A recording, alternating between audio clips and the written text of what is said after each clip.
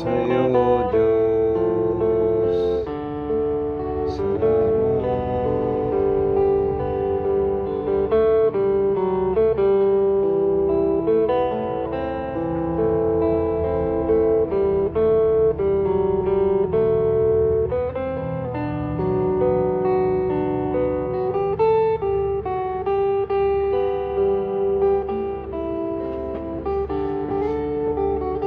Good morning. Magandang umaga po sa ating lahat mga kape. Welcome sa ating morning coffee devotion.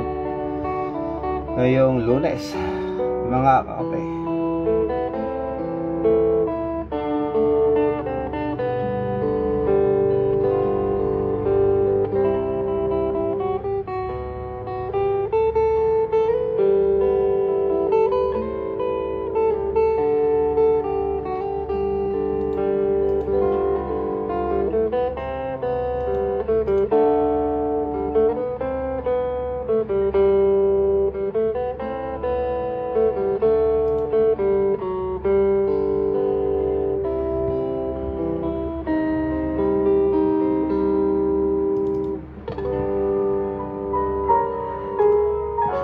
Good morning. Thank you so much for waiting mga kape. Welcome sa ating morning coffee devotion. Tayo po ay magpasalamat sa Panginoon. For every kissing is a blessing. Kumusta na po kayo lahat mga kape?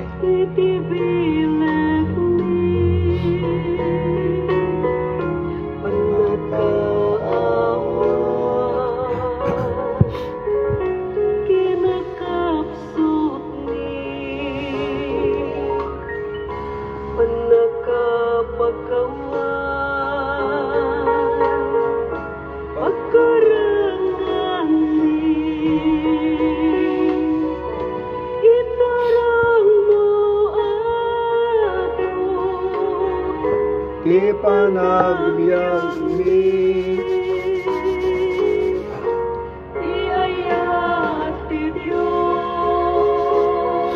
Good morning Jenny May. Good morning Ate Raquel. Good morning Kuya Rogelio. Good morning kay Manang Kuya and Marisa.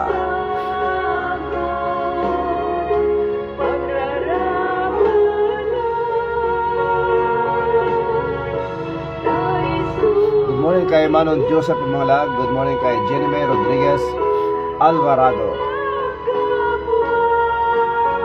Good morning also kay Sir Jonathan Culiado. Good morning.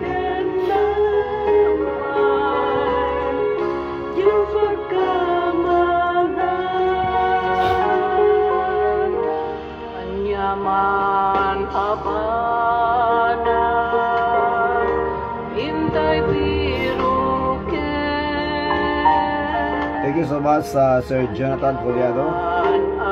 God bless us all. May God bless us all.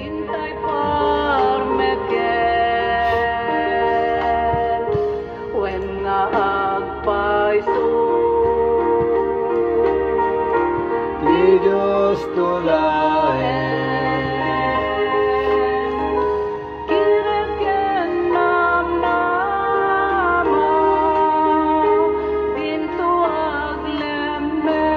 Good morning, John Rani Raqueño. Good morning. Good morning, Daklaban, Cabagoy, Locosur. Good morning, Pastor. Sabi niya rito, thank you so much, anak, John Rani Raqueño. Good morning to your papa, Ramil. Of course, to your mother, Lenny.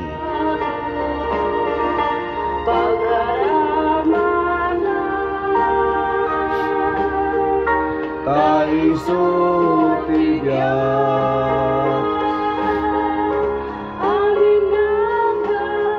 Good morning, Pastor and to all kakape. Sabi nito ni Ate Maria Pascual. Good morning kay Manong Isyong. Good morning kay Junjun. They're in San Marcelino, Dingra, Ilocos Norte.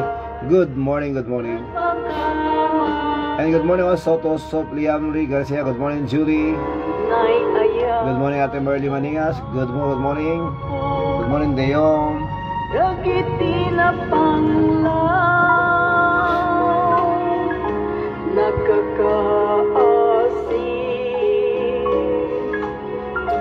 Dagiti mawa kaskin ka wapo balinin na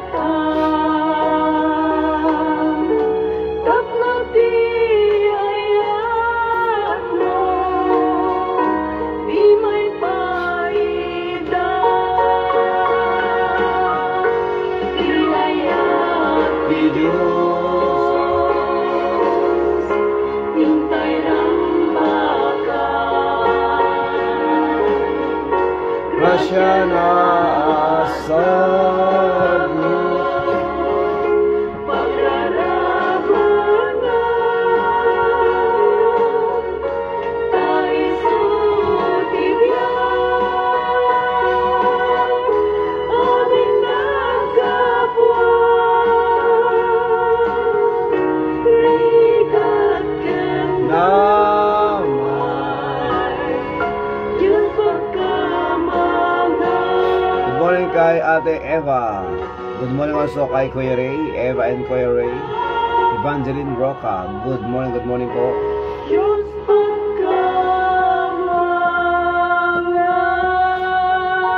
Amen. Once again, good morning. Magandang umaga sa ating lahat mga kakape. Welcome sa ating morning coffee devotion. Salamat sa Diyos dahil tayo ay kanyang ginising. Maraming salamat sa paghihintay mga kape. At salamat po sa kabayat protection sa kahapon for traveling mercies. At maraming salamat sa Panginoon sa gabi na ibinigay para tayo makapagpahinga. Maraming salamat din sa Panginoon dahil po sa nakaraang linggo, dahil po sa kanyang gabay at protection at sa pagpo-provide po ng mga pangangailangan po ng bawat sa atin. And of course, salamat sa Diyos dahil tayo buhay. Every gising is a blessing and every day is our opportunity to serve Him. Amen. To serve God, to serve others, and to serve with humility. And as God is blessing us, brothers and sisters, huwag po namin kakalimutan maging blessing po sa iba. At lalong-lalo na po maging blessing po sa ating pong Panginoon. Amen. Good morning and magandang hapon po sa California. Kasama po natin siyempre si Ate Emerita Baptista Corpus, Manong Jean, of course kay John and Jean, at sa kanyang mga apo dyan po sa Susun City. Blessed and good morning Brother Rafi, and to all kakape. Late ka nag-start ngayon, ano bro? Yes po, yes. Late po tayo ngayon. Late po ako ngayon. Sorry po sa inyo lahat dahil sa paghihintay. But anyway, thank you so much brothers and sisters for being there. And salamat sa Diyos dahil po sa kanyang gabay at protection sa ating lahat. Sa pagkakataong ito mga kape, nais ko pong batiin ang aking pong family. Yes, good morning to my wife Marisol Rosa Asuncion and to our daughters. Good morning also to our mother Nanang Dungo. Good morning to my brothers and sisters, mga kuya, mga ate. Good morning din po sa ating pong mga mahal sa buhay, mga kamag-anak. And syempre magandang umaga Barangay 43 Cavite, Lawag City, sa pangunguna po ng ating pong punong barangay Kapitana Mila D. Alonso, and to all the barangay officials at sa lahat po ng mga constituents po natin here and abroad. Good morning also or good day to our punong barangay nandyan po sa Hawaii, Kapitan Jerry Corpus Alonso, and siyempre sa kanyang pong asawa si Ma'am Anita Domingo Alonso, and kay Jenny May. Magandang tanghali o araw po dyan sa Hawaii. Magandang umaga din po sa aking po Pastor Redentor Asuncion, and to the BBC family. Good morning po sa ating lahat. At siyempre good morning there in Daclapan, Cabugao, Ilocos Sur. Good morning din sa Panayugan. Siyempre sa mga kapitbahay po natin sa Panayugan, good morning po sa ating lahat. Magandang umaga siyempre kay John Ronnie Raquinio, at sa lahat po ng mga Daclapan boys at Daclapan girls, sa lahat po ng mga kapatiran po natin dyan sa Daclapan, Cabugao, Ilocos Sur. Good morning also to our punong barangay there, Kapitan Charlie Sumejo, and to all the barangay officials. Ayan po mga kape. At sa ating pagpapatuloy, good morning also to Hazel Estigo Domingo. Good morning kay Dexter. Good morning to the Domingo family and Estigo family. Good morning kay Kuya Richard Carino. Good morning Kuya Richard from Barangay 45 Tangid, Lawag City. Sabi niya, blessed morning Pastor. Thank you so much Kuya Richard Carino. Ayan po, sa pagkakataong ito mga kapatid, let us thank God together. At ito po ang awiting salamat sa iyo, Panginoon. Magandang hapon muli.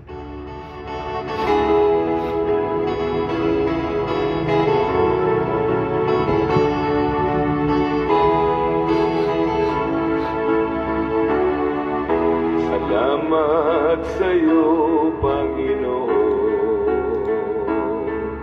Salamat sa buhay ko ngayon.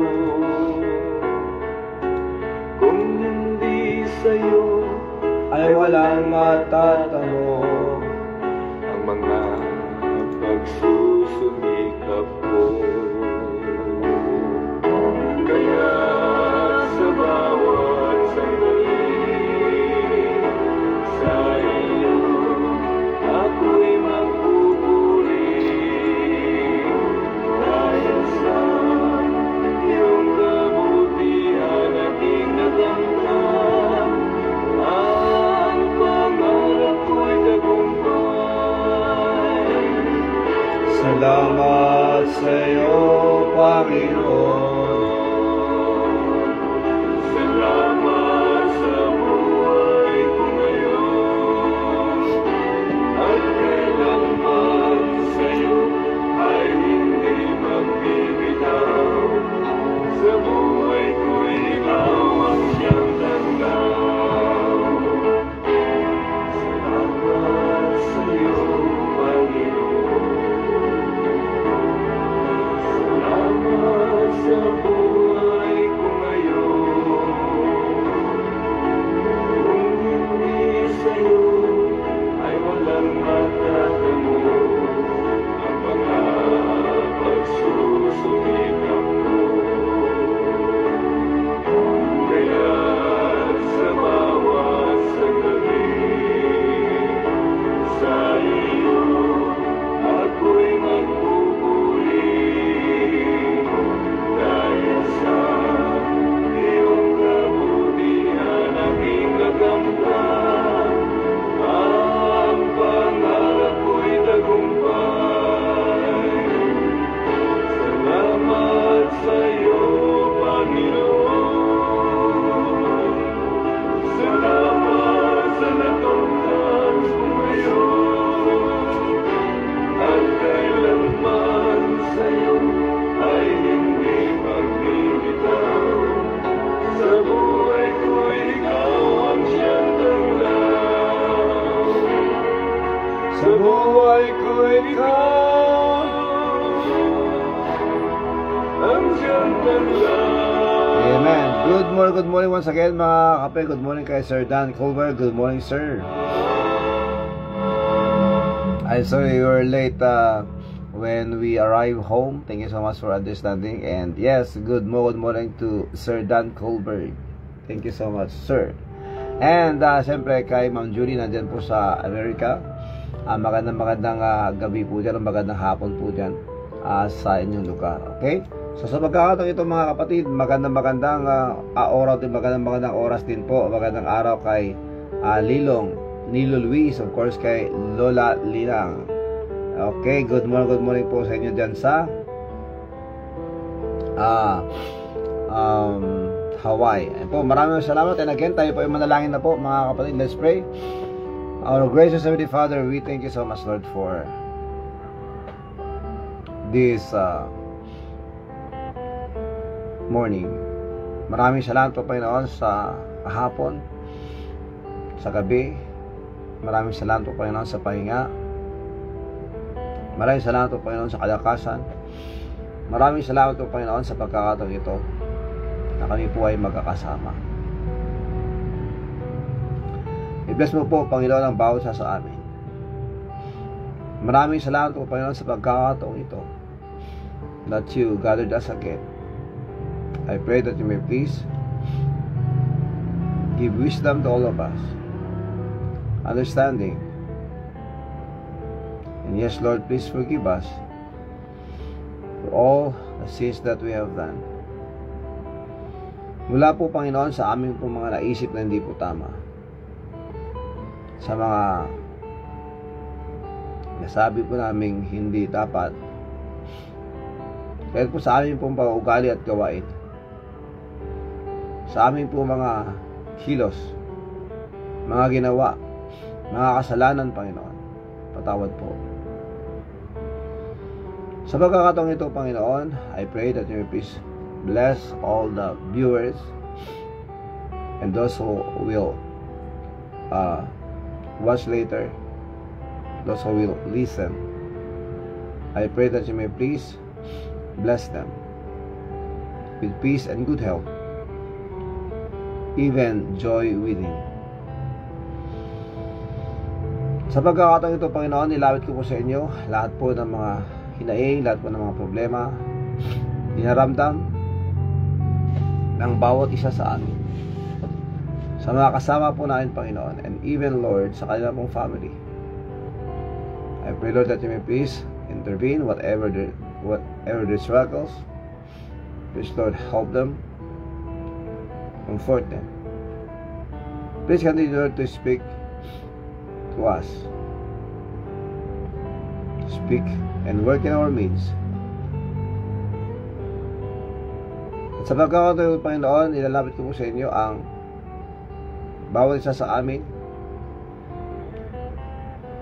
Protection, traveling mercies. Ibigay mo po, Panginoon, sa bawat isa.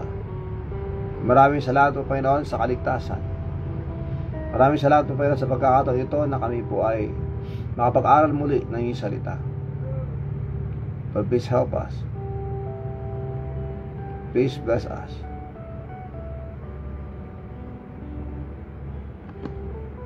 Panginoon, please continue to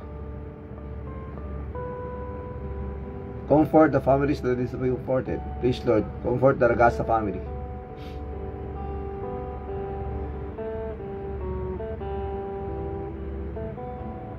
Our relatives. Please continue to comfort Auntie Luming and their children.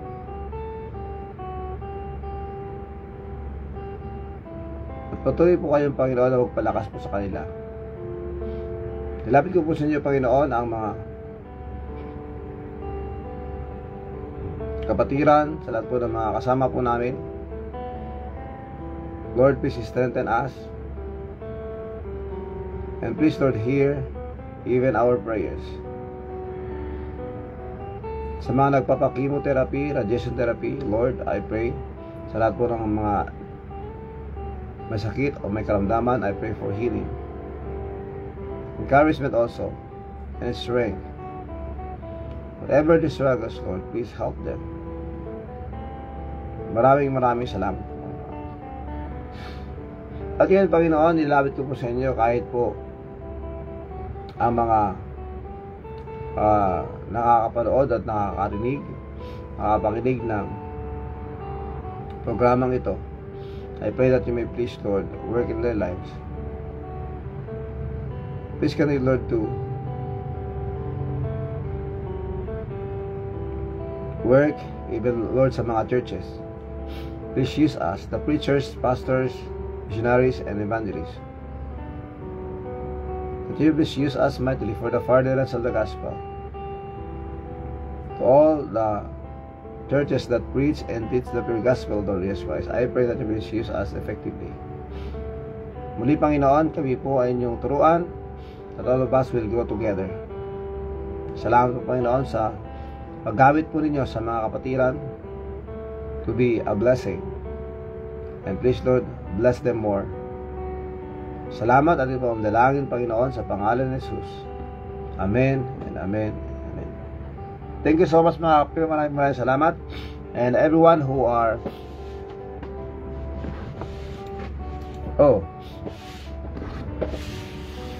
Ganda po.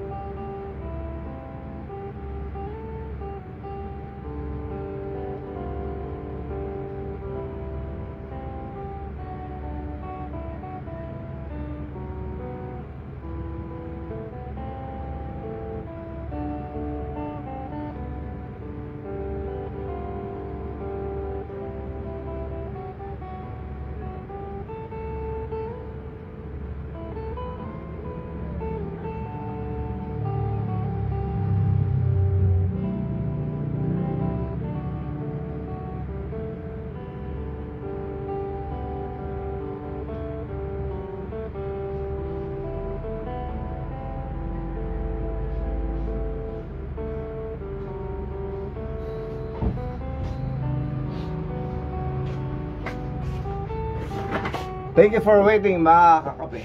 Ayan. Pinuntan ako ni Sir Dan. Okay?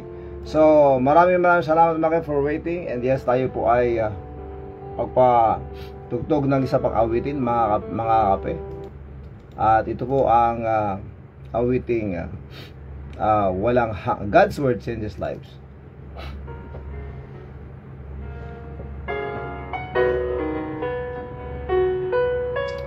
Ate Luz Bimida sa Gonzales, good morning. Blessed morning, blessed Monday morning. Sabi ko ito ni Ate Evangeline Roca. The Savior will gladly testify how God's word brought Kumusta man ang Minda? Ada internet yo? Ada ti internet yo tabalayo? It may have been a still small voice, but they heard the Master's call. Learning in that moment when they Surrendered all. God's word changes lives. His power cannot be denied. The lost find salvation.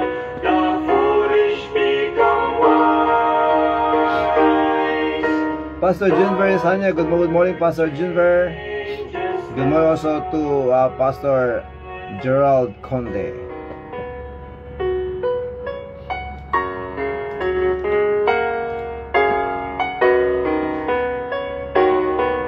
The essence of its message, the truth has never changed. God so loved, He gave His Son that sinners could be saved. And whether read or preached or sung, once it has been heard, the authority of Scripture will leave no heart God's word Changes lives. His power cannot be denied. The lost find salvation, the foolish become wise. God's word changes Just life. So Church of God, proclaim His truth till every soul has heard. The power of God has come in God's unchanging word. Unchanging word. God's word changes lives. His power Cannot be denied. The lost find salvation. the foolish become wise. God's word changes lives. God's word changes lives. God's word changes lives. God's word changes lives. Amen. Ayan po ang awiting God's Word Changes Lives. And again, magandang oras po sa ating lahat, mga kape. Ang ating pong caption sa ating pong pag-aralan, mga kape, ay Study God's Word. Actually, ang mga ating pong pag-usapan ngayon, mga kakape, ay hindi na po bago. And yes, this reminds us about loving God's Word. Tandaan po natin, ang salita po ng Diyos ay ang katotohanan. And ang katotohanan po ay kailangan po nating malaman. We have the right to know the truth, brothers and sisters. At isa pa, mga kapatid, we all know that the truth hurts. Ang katotohanan po ay masakit, mga kapatid. At ang maganda at ang bunga po nito, ang katotohanan na bibigay po sa atin ng kalayaan. The truth will set us free, will make us free. The truth shall set us free, brothers and sisters. Ang katotohanan ay nabibigay po sa atin ng kalayaan. Thank you po. Maraming salamat.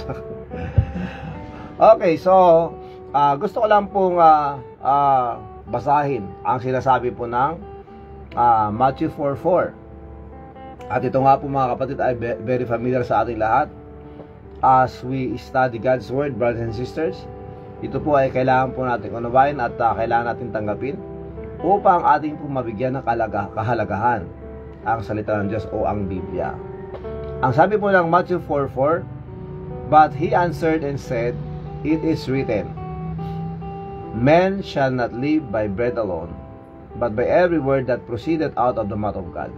Mga kapatid, pag meron po tayo pag meron po tayong mabasa sa Biblia na ang sinasabi ay it is written, ibig sabihin ng mga kapatid, nasa Old Testament yan, nasa Old Testament, nasa lumang tipan o sa scriptures, na kung saan ito ay nabasa na at nalaman na ng mga nauna sa atin mga kapatid, dahil nabasa po nila sa Old Testament o sa scriptures na sinasabi po ng Biblia. Okay? But he answered and said, It is written, Man shall not live by bread alone. Ito yung panahon na ang Panginoong Jesucristo was tempted by Satan doon po sa wilderness. If you will read the first verse of Matthew chapter 4, mga kape, sinasabi po rito, Then was Jesus led up of the Spirit into the wilderness to be tempted of the devil. So nandun siya ngayon sa wilderness, that time, dahil siya po ay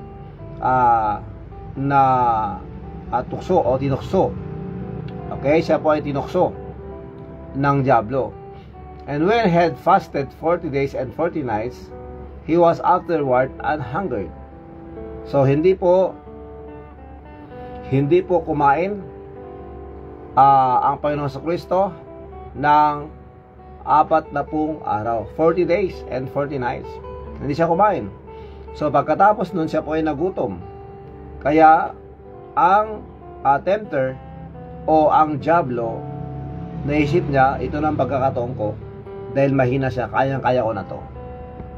Mga kapatid, alam nyo, ang diablo ay nagmamasid sa buhay ng bawat isa sa atin, at hinihintay niya yung panahon tayo po ay mahina, kung saan doon tayo babanatan ng diablo. Kaya mag-ingat po tayo mga kapatid. But when the Lord Jesus Christ, siya po ay nagutom, lumapit ang diablo sa kanya. And when the tempter come to him, siya ay lumapit sa kanya at sinabi niya, kung ikaw ay anak ng Diyos, if thou be the Son of God, command these stones, be made bread. Amen? So, tignan niyo mga kapatid. Maraming salamat and thank you so much, Sir Dan. And sabi rito mga kapatid,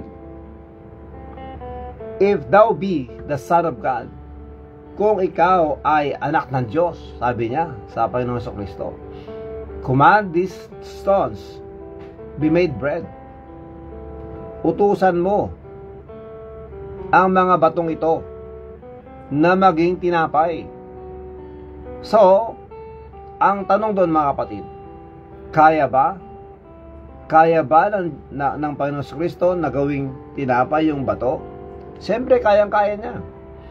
Walang hindi kayang gawin ng Panginoon Jesucristo, dahil siya ay Diyos. At wala pong duda doon mga kapatid. At ito nga po, pero ang tanong, sino ba si Satanas para makinig at sumunod ang Panginoong Jesucristo sa kanya? Di ba mga kapatid? Same as in our situation, brothers and sisters. If we have tinatawag po natin na kaisipan na kung saan tayo ay mga anak ng Diyos, at sino nga ba si Satanas o ang diablo na kailangan nating pakinggan at ating sundin? Di ba mga kapatid? So, dito, mga kakape, sinasabi sa atin that during even our weakest time, kung darating po yung panahon na tayo po nanghihina sa buhay po natin sa espiritual, mga kapatid, hindi po ibig sabihin na kung ano ang may offer ang dyablo sa atin ay papatusin natin o kaya tatanggapin natin at ating susundin. Katulad po ng ating Panginoon Kristo na siya pong ating pong example.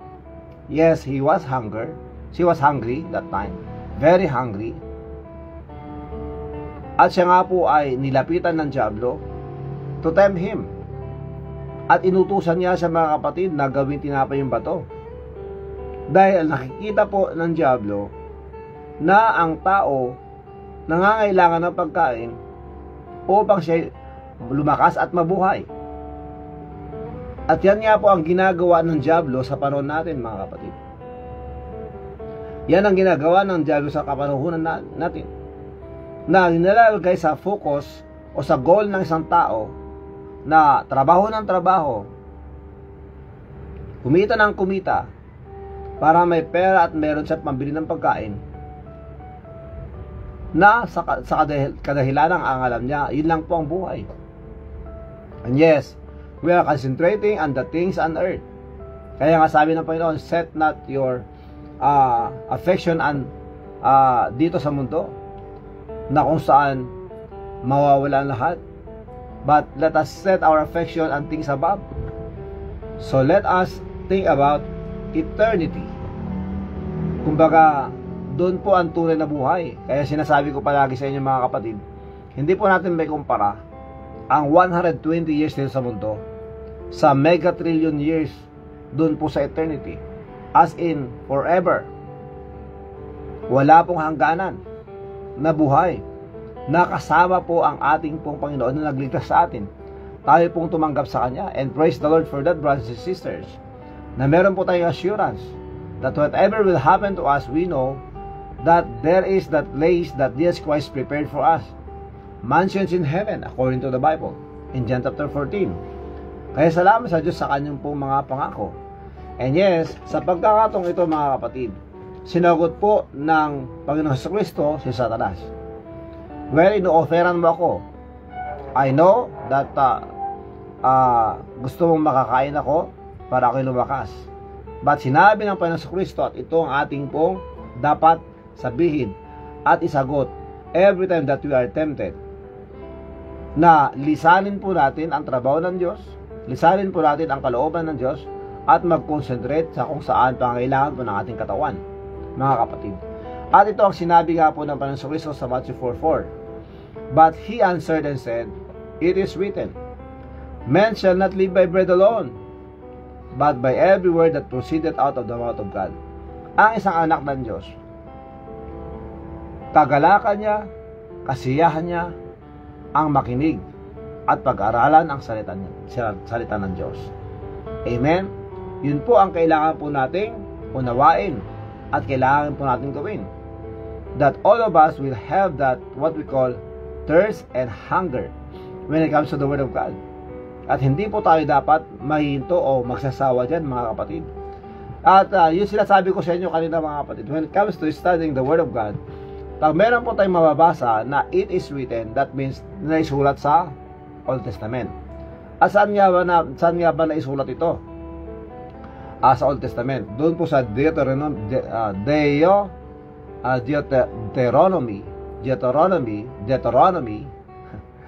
chapter 8 verse 3. Ito mo sinasabi, mga kapatid.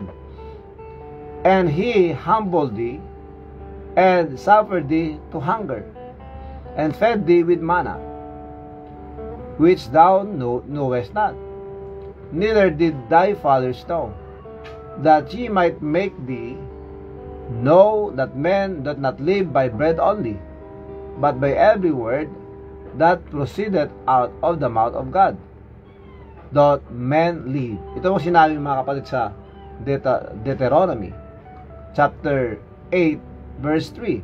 Dito po nanggagaling yung binanggit po ng ating pong Panginoon Kristo when it comes to yung men shall not live by bread alone. Ang tao ay hindi nabubuhay sa tinapay lamang. Pero dahil ito ay sa pamamagitan ng salita ng Diyos na nagagaling po sa kanyang bibig. And it is very clear, brothers and sisters. So napakahalaga po na ating pag-usapan at ating pag-aralan ng salita ng Diyos. Na ang isang anak ng Diyos ay hindi po nagsasawa na makapakinig o makinig ng kanyang salita. Kaya nga mga kapatid, meron mga time na like our youth camp last week. Ang bilis ng panahon. Noong umuwi lang kami ng Sabado. We went there, we arrived at the campsite doon sa Pindig last Tuesday. At nakauwi kami sa mga bahay po namin ng Saturday. So kahapon Sunday, and today is Monday here in the Philippines. Now mga kape, lumipas na ang dalawa o tatlong araw pagkatapos po ng camp. And yes, ang aking pong tinuro sa mga campers ay yung kahalagahan po ng salita ng Diyos. That we should have that care, that we should care for the Word of God. Kasi nga mga kapatid, ang mga young people ngayon karamihan, if they are not grounded sa salita ng Diyos, if they are not rooted sa salita ng Diyos, boring po sa kanila ang salita ng Diyos. At yun nga po nakakalungkot mga kapatid. Kaya pag meron pong pagkakataon o panahon na tayo po ay naboboring sa pakikinig po ng salita ng Diyos, there must be problem. Opo. Kaya ang isang anak ng Diyos ay hindi dapat naboboring when it comes to the salita ng Diyos. Good morning kay Jerome Saklor. Good morning. Good morning, Pastor Samuel. Amen. Praise the Lord. Good morning kay Nanay Caridad Olon. Maraming salamat po, Nanay Karing. Maraming salamat po dyan po sa Saod, Pagudpud, Ilocos Norte. Good morning kay Jerome Saklor once again, and of course to all the Daklaban boys. Ngayon mga kapatid, ito nga po yung kailangan pong may tanim sa isip po ng isang anak ng Diyos o Kristiyano sa mga mananampalataya na hindi po tayo dapat nagsasawa. That every one of us must open our Bible and read it. Hindi po kailangang unawain lahat ng ating po nababasa. Just read the Word of God, mga kakape. At hindi po sana tayo magsawa sa pakikinig o pag-aaral po ng salita ng Diyos. Yan po dapat mga kapatid. Katulad po ng pagkain. Hindi po tayo dapat nagpapagutom. Kailangan po natin kumain, mga kapatid, upang malakas ang ating katawan. Kaya nga yun po ang ginamit ng Diablo para linlagin at tuksuhin ang ating pong Panginoong Kristo. Kaya nga niya tinukso o kaya kanyang tinempt ang Panginoong Kristo because Jesus Christ was hungry that time. Kaya sabi ng Diablo, pagkakataon ko na to. That's why every one of us, brothers and sisters, when it comes to that point of our lives na tayo nagugutom, wag po tayong pumatol o makinig sa tukso ng Diablo, mga kakape. But we should always have that hunger na tayo po ay nagugutom at nauuhaw palagi sa salita ng Diyos. That when we hold our Bible, we open it and read it. That when we have that time to listen to the preacher, to the pastor, to the missionaries, to the evangelists, when they preach the gospel, let us listen closely to them. Meaning, let us pay attention. Kailangan po nating makinig, mga kapatid, dahil po, yan po ang salita ng Diyos, mga kakape. So, bakit nga ba? Dahil inutusan tayo ng Panginoon in 2 Timothy chapter 2 verse 15. Study to show thyself approved to God, a workman that needeth not to be ashamed, rightly dividing the word of truth. Kahapon mga kapatid, in our morning coffee devotion, nandun po tayo sa Daklapan kahapon. Ang ating po pinag-aralan ay yung salitang yung salitang strive, study, at saka shun. Okay? So sa mga hindi po nakapakinig ng devotion natin kahapon, and we talk about strive, study, and shun, pwede po ninyong balikan yung ating pong devotion kahapon. Okay? And today, ang pinag-usapan po natin is to study God's Word. Good morning po, Pastor. Good morning kay Sister Jonah Fernandez Saranyado and kay Brother Engineer Joseph Saranyado ng Marikina City. Maraming salamat, Sister Jonah. And of course, to your family, good morning and may God bless you. Okay. So, sabi po ng 2 Timothy chapter 2 verse 15, inuutusan po tayo ng Diyos na aralin ang salita ng Diyos upang makuha po natin yung kanyang pong approval. We are not going to church just to get the approval of the pastor. We are not going to the church just to get the approval of the congregation. But we are doing the things that we do for the approval of God. Ibig sabihin mga kapatid, pwede natin i-apply din ito sa ating mga ginagawa. Nakatulad po ng sinabi ng Colossians 3:23, that in everything that we do, let us do it for the tinatawag po na sa ating pong buong puso at hindi para sa Panginoon at hindi po para sa tao. Ang sabi po ng Colossians chapter 3 verse 23, in everything you do it heartily as to the Lord and not unto men. Kaya wag po tayong panilang mga kapatid, that when we do something, we should always think about God. Isipin po natin ang Diyos. Lord, para sa ito. Kaya pag alam po nating mali ang ating ginagawa, alam natin na hindi po yon dapat ginagawa dahil alam po natin hindi po kalooban ng Diyos at ito po ay masama, then we'll have that what we call strength and that courage to say no. Dahil ang iniisip natin palagi, lahat ng aking gagawin ay gagawin ko para sa kalwahatian ng Diyos.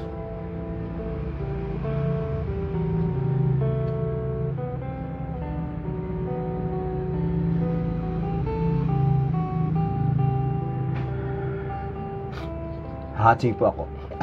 Pinigilan ko lang. Okay.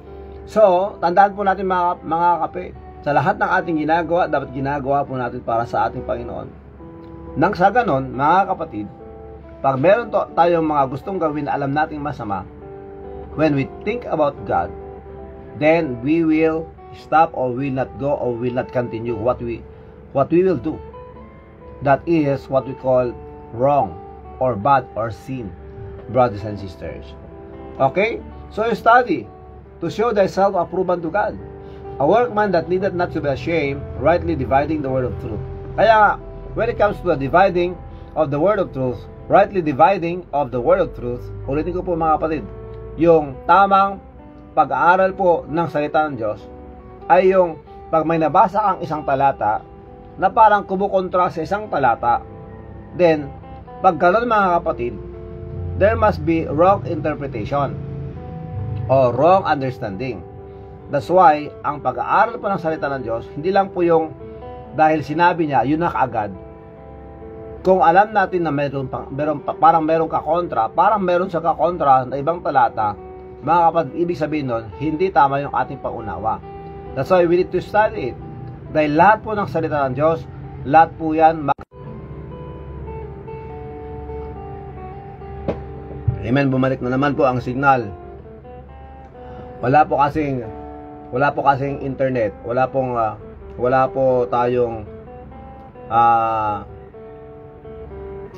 tayong internet connection sa ating pong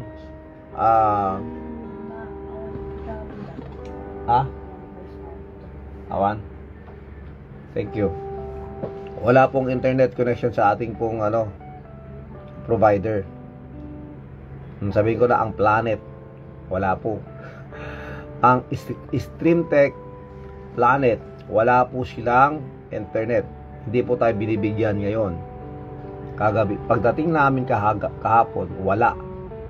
Hindi ko alam kung bakit. Tinignan ko yung modem, hindi naman disconnection. Kasi tinitignan ko po, pag yung dumating ako dito, pag walang internet, tinitignan ko po yung modem kung may red. Kung meron pong siyang red light sa ating modem, sa ating pong main modem, ibig sabihin, meron pong naputol na wire o naputol na cable. Pero wala naman. Wala namang putol na cable. Ibig sabihin ng mga kapatid, green naman lahat ng mga nakikita nating ilaw doon sa ating modem. Ibig sabihin nun, nasa provider ang problema. Yon. Kaya ginagamit natin ngayon, data. Okay? Data, ang ginagamit natin, that's why, pahina, minsan maganda, kaya tulad kanina, mga kapatid, naputol. So, it's okay, dahil nakabalik naman po ang ating pong connection. Good morning kay John Leo Abadilla Agustin. Good morning, John Leo. Good morning also to Ate Jovita Viernes, and good morning kay Precious. Kumusta po kayo? Good morning kay Michael James C. Rivera. Good morning, Michael. Good morning. May God continue to give you the strength that you need. Okay? So, ngayon mga kapatid, pagpatuloy po natin. Study to show thyself approved unto God. Nasaan ba tayo kanina mga kapatid? Yun po yung rightly dividing the word of truth. Tandaan po natin, pag meron tayong nabasang talata sa Biblia, pero hindi po tayo mga problema sa mga talata pag hindi tayo nagbabasa, sa totoo lang mga kapatid. That's why ang isang anak ng Diyos, we should care. Amen? Dapat meron tayong puso na magbasa po ng salita ng Diyos. Because we are God's children. Tandaan po natin mga kapatid, when we read the Bible, that's the only time that we have that what we call yung separated time as our quiet time, talking to our God. And as we read His Word, the Bible, He will talk to us. Kaya mga kapatid, kung meron mga talata na mababasa po natin na para bang salungat o kokontra sa ibang talata, that means mali po yung ating interpretasyon. Mali po yung ating pong pag-unawa. Ganun lang po kasimple yun. That's why we should bear in our minds na ang salita ng Diyos hindi kailanman magkokontra. They support each other. It's the Word of God. That is the uniqueness of the Bible. That's the uniqueness of every book in the Bible. Why? Because most of the writers that God used to write the scriptures, they did not meet each other. Ibig sabihin nun, hindi sila nagkita. Dahil sa kapanahonan ni Moses, mga kapatid, who wrote Genesis to Deuteronomy, Genesis, Exodus, Leviticus, Numbers, Deuteronomy, the Pentateuch na sinasabi natin, the first 5 books of the Bible na sinulat po ni Moses, hindi po na-meet ng mga ibang mga writers, but every book that they have read, that they wrote, mga kakape, they support each other.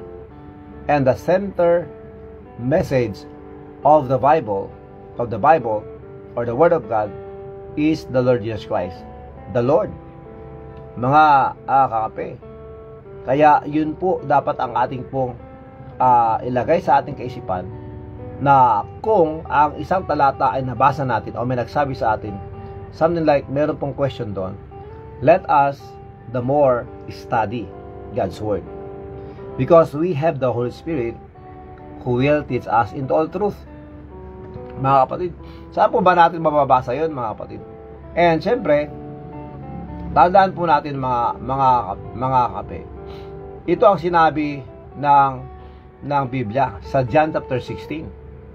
Ito sabi ng John chapter 16 verses 12 to 13. Ito sinabi, I have yet many things to say unto you. Marami akong gustong sabihin sa iyo, pero hindi niyo pa kayang tanggapin ngayon. Ganun po ang pagkasabi rito. Good morning po, Pastor, sabi rito na John Leo. Good morning to Pastor and your family and to all kakape. Every day is a blessing. God bless us all. Amen. Thank you so much po. Good morning po from James, Michael James. Okay, now itong sinasabi ng John chapter 14 verses 12 to 13. Yet, marami pa akong gustong sabihin sa iyo, pero hindi nyo pa kayang tanggapin ngayon. Howbeit, gayon pa man, ang Espiritu ng katotohanan ay darating at siya ang mag-guide sa atin sa lahat ng katotohanan. So, that means, nung tinanggap po natin ang Banal na Espiritu, nung tinanggap po natin ang Panginoon Kristo, ang Banal na Espiritu ay nananahan po sa atin. And by that, brothers and sisters, sinasabi sa atin na dahil na sa atin ng Banal na Espiritu, He will be the one to teach us into all truth.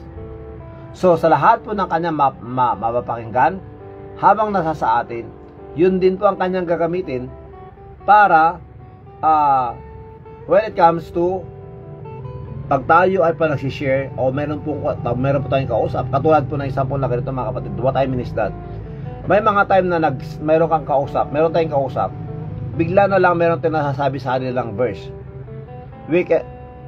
Even though we cannot quote kung ano po yung saan natin makikita sa Bible. Pag sinasabi natin, sinabi ng Biblia, may nakasulat sa Biblia na nagsasabi na ganito. Bigla na lang tayo magugulat na meron tayong masasabing gano'n. It is because the Holy Spirit is in us, na sa lahat ng ating lahat ng mga lumalabas sa ating bibig ay yung mga bagay-bagay na napakinggan na po natin o nabasa na po natin. Ganun po makapangyarihan ang salita ng Diyos. Kaya, huwag po tayong magsawa na magbasa ng Biblia at huwag po tayong magsawa na makapakinig ng salita ng Diyos. Because, sabi ng Biblia, tingnan niyo mga kapatid, yes, the Holy Spirit of truth is come. Darating po sa atin nung tinanggap natin ang Panginoon Kristo, and He will guide us into all truth. For He shall not speak of Himself. Siya hindi magsasalita sa kanyang sarili. Hindi yung dahil na sa atin na siya, then matik na gagamitin na lang tayo. Lord, hindi ko na kailangan pang basahin ang salita ng Diyos dahil nasa akin ka na. Dahil alam mo ang katotohanan, kaya gamitin mo na lang ako. Hindi po pwede yung ganon. He gave us that what we call responsibility to study God's Word. That's why kailangan po nating basahin.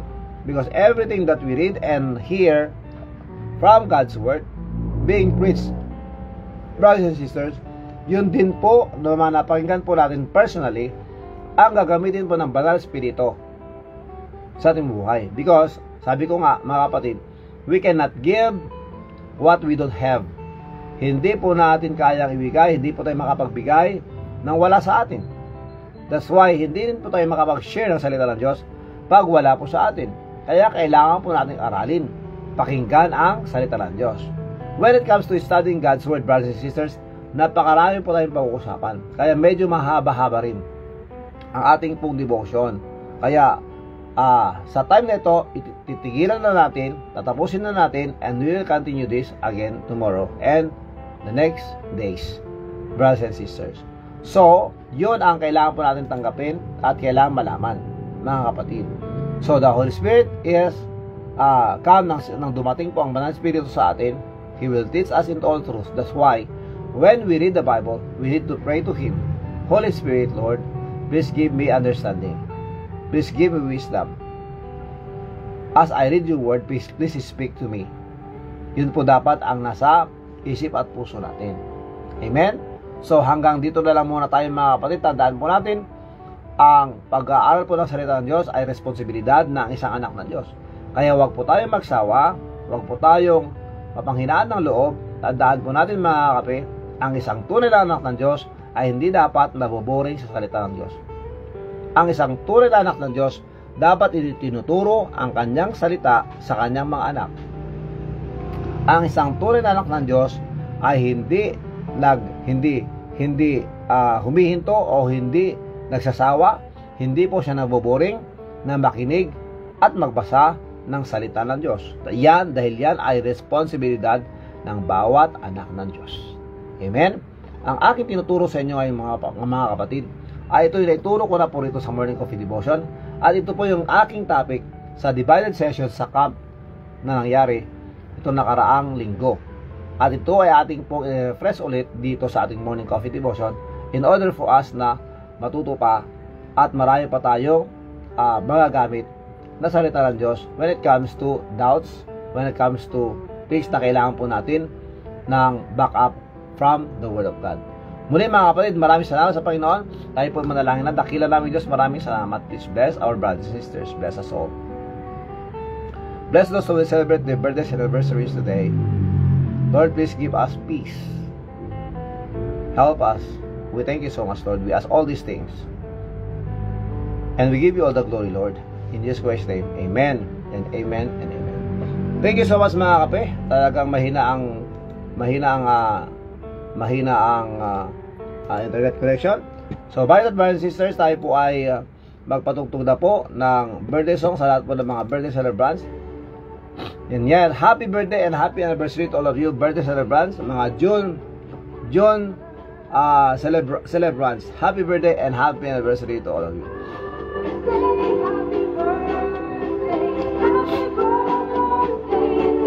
Happy birthday and happy anniversary to all of you. And by that, brothers and sisters, tayo po magpapaalam na po. Yes, this is your brother Rafi Kagawad Peng. Lagi nagsasabi sa inyo sa lahat ng situation sa ating buhay, mapanegatibo o positibo, umulan at bumagyo. Huwag po natin kakalimutan manalangin sa Diyos, magpasalamat sa Diyos at unahin ang Diyos. God first. Amen. Stay safe, stay humble, share your blessings, pray for our enemies, pray for our family, our community, our country, and let's pray for the world. May God bless us all. Mabuhay. Aloha. Mahalo. And I love you all. Bye. See you later. See you tomorrow by God's grace. Ingat po. Salamat. Bye-bye.